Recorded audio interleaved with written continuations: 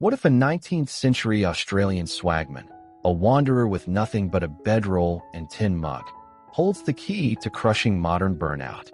These nomads survive droughts, deserts, and deadly wildlife with less than you'd pack for a weekend trip. No apps, no subscriptions, just Swagman Stoicism, a ruthless system of extreme minimalism that turns scarcity into unshakable freedom. By the end of this video, you'll know how to weaponize their 7 secrets to erase decision fatigue, dodge societal traps, and live like a philosopher king in a world drowning in excess. Right now, you're being squeezed by 2 extremes: a culture screaming buy more, do more, and a brain begging for stillness.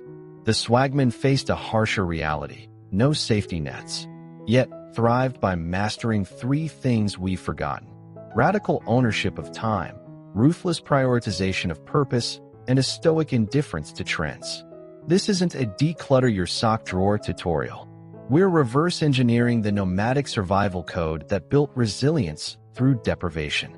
By minute 13, you'll have a battle-tested blueprint to strip your life down to its unbreakable core, starting with secret number 1, which rewires how you see enough forever.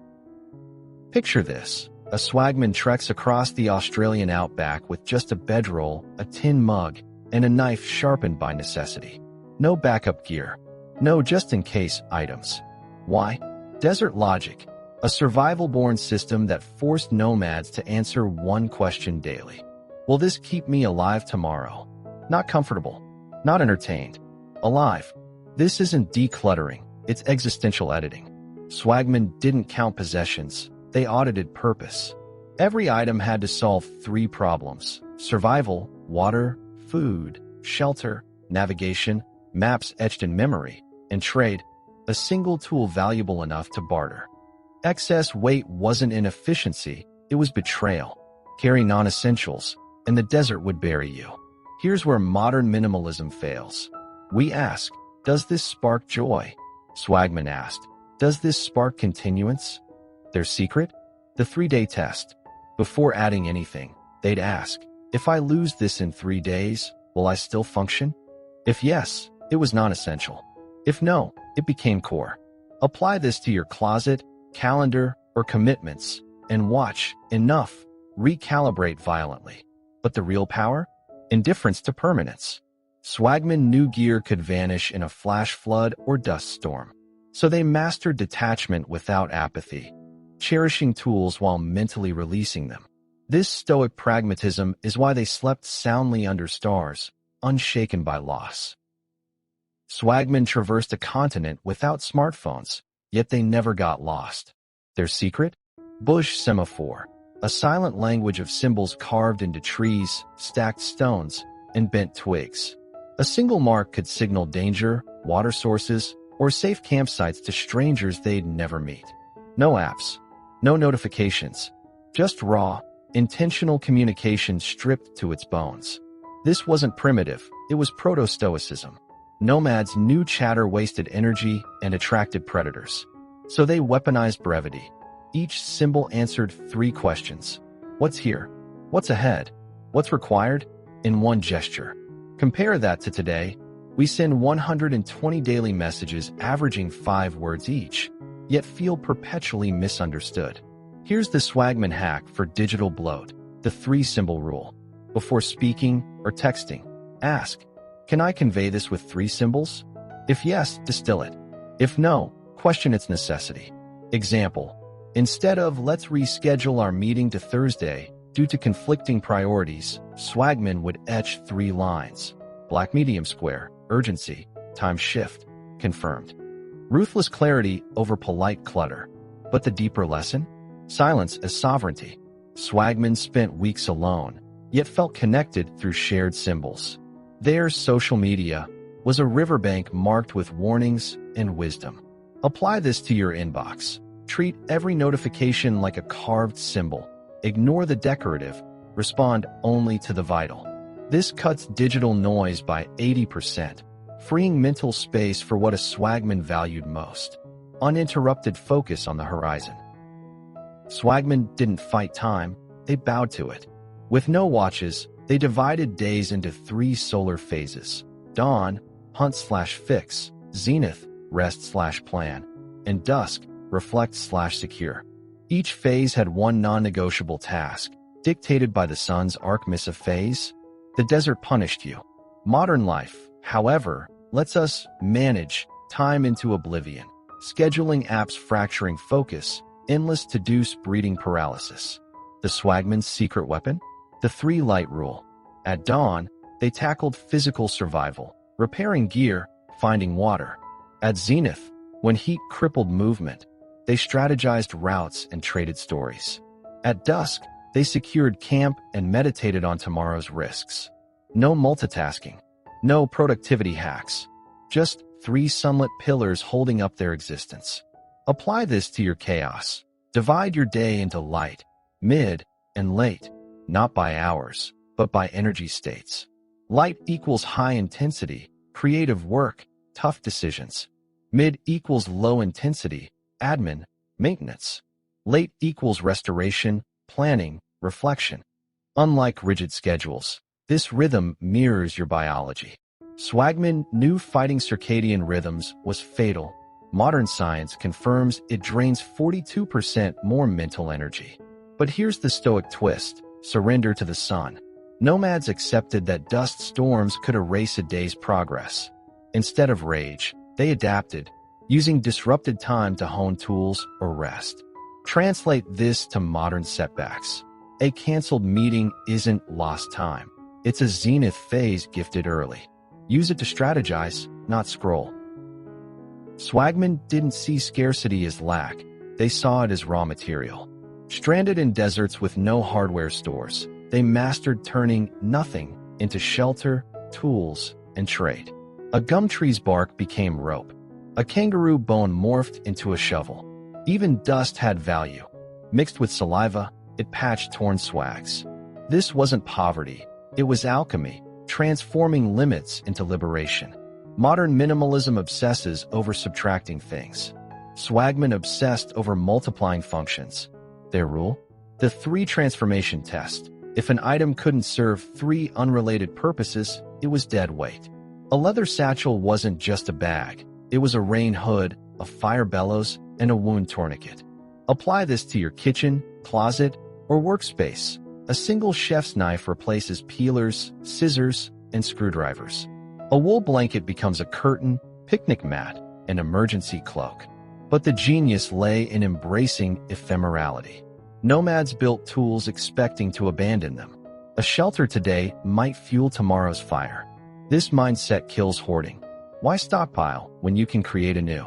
Modern prepping culture fails here. It stockpiles specific solutions for imagined problems. Swagman stockpiled skills for inevitable problems. Here's your challenge: the 24-hour scarcity sprint. For one day, fix every problem using only what's within reach. No shopping, no digital aids. A broken zipper? Stitch it with dental floss. Need a desk? Prop a door on cinder blocks. Like Swagman, you'll discover your environment is a living hardware store, if you're trained to see it. Swagman navigated a harsh truth. Every interaction is a transaction. But unlike modern networking, their exchanges were stripped of pretense. They traded sharpening a farmer's blade for a meal, mended fences for shelter, and shared survival lore for safe passage. No small talk, no favors owed. This was the silent trade doctrine. Relationships built on tangible value, not politeness or pity. Modern social debt, obligatory gatherings, performative friendships, endless group chats, drains more energy than a desert sun. Swagman avoided this by practicing the 3-question barter filter. Can I offer something they need? Do they have something I lack? Is this exchange timeless? If yes, trade. If no, walk. No guilt. No ghosting. Just stoic pragmatism. Here's the twist. Swagman viewed skills as their only true currency. A nomad could weave bark into rope, navigate by stars, or brew eucalyptus tonic. Skills that outlasted possessions. Translate this to today. Replace "let's grab coffee" with "let's swap expertise." Trade your coding knowledge for gardening tips. Barter graphic design for home repairs. This kills two burdens: cluttered schedules and shallow relationships, while building a resilience network. But the real lesson? Indifference to approval. Swagmen didn't fear seeming rude for refusing pointless exchanges. They valued survival over social scores. Apply this ruthlessness. Decline invites that drain you. Ignore messages that demand nothing but your time. Like a swagman conserving water in drought, guard your attention as finite fuel. Swagmen survive the Outback's dangers not through isolation, but by forging lightning-fast trust with strangers. In a land where a wrong alliance meant death, they developed the smoke signal test, a 5-minute ritual to separate allies from liabilities. Here's how it worked. When meeting another traveler, they'd request help with a minor but revealing task: kindling a fire in high wind, finding a hidden water source. If the stranger acted swiftly, shared resources without bargaining, and asked nothing in return, they passed. If they hesitated or negotiated, the swagman vanished. This wasn't cynicism, it was applied stoicism. Nomads knew trust isn't earned through time, but through micro-actions under pressure. Modern relationships often rot from slow-building formalities, years of dinners and texts that mask true character. Swagmen skipped the preamble. Their rule: the first crisis reveals the soul. Apply this today with the 5-minute threshold. Next time someone seeks your time or collaboration, assign a small, time-sensitive task that mirrors their ask. A coworker wants mentorship? Have them draft 3 specific questions by noon. A neighbor proposes a project? Ask them to source 1 critical tool within an hour. Their response, urgency, clarity, grit, tells you more than 6 months of meetings. But here's the radical part. Swagmen walked away mid-conversation if their test failed. No explanations. No guilt. They treated distrust as a survival skill, not a social flaw. Translate this ruthlessness. Decline partnerships where effort is one-sided. Exit group chats that breed complaints, not solutions. Like a swagman spotting storm clouds, recognize toxicity early and move. Yet the ultimate secret was reciprocal scarcity. Nomads invested deeply in those who passed their tests, sharing hard-won survival hacks and secret routes. Their inner circles were small but unbreakable, bonded not by chatter, but proven loyalty. In your life, this means reserving your best energy for those who've demonstrated, not declared, their worth. Swagmen didn't reject society, they hacked it. Their final weapon? The Freedom Charter, a self-written code carved into belt buckles or whispered around campfires. It wasn't laws or goals, it was non-negotiable filters for every decision. Example charters. If it can't survive a flood, don't own it. If it demands monthly payments, walk away. If it complicates tomorrow, burn it today. These weren't rules, they were mental swags, portable shelters against societal storms. Modern minimalism often bends to trends: tiny homes, capsule wardrobes, digital detoxes. Swagmen bent nothing.